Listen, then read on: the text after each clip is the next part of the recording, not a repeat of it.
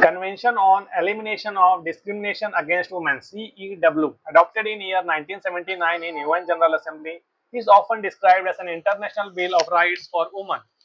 Consisting of a preamble and 30 articles, it defines what constitutes discrimination against women and sets up an agenda for national action to end such discrimination. This convention came into force in 1981. Presently, the convention has 163 parties. The convention defines discrimination against women as any distinction, exclusion, or restriction made on the basis of sex, which has the effect or purpose of impairing or nullifying the recognition, enjoyment, or exercise by women irrespective of their marital status on a basis of equality of men and women, of human rights and fundamental freedoms in political, economical, social, cultural, civil, or any other field.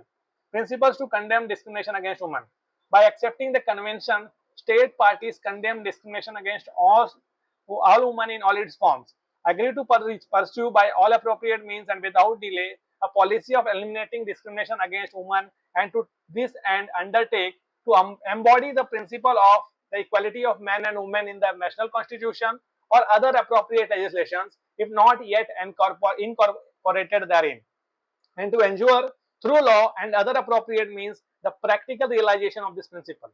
to adopt appropriate legislative and other measures including sanction wherever appropriate prohibiting all discrimination against women, to establish legal protection of the rights of women on an equal basis with men, and to ensure through competent national tribunals and other public institutions the effective protection of women against any act of discrimination, to refrain from engaging in any act or practice of discrimination against women, and to ensure that public authorities and institutions shall act in conformity with this obligation, to take all appropriate measures to eliminate discrimination against women by any persons, organization, or enterprise, to take all appropriate measures including legislation to modify or abolish existing laws, regulations, customs, and practices which constitute discrimination against women, to repeal all national penal provisions which constitute discrimination against women. Thus, the Convention is the only human rights treaty which affirms the reproductive rights of women and targets culture and tradition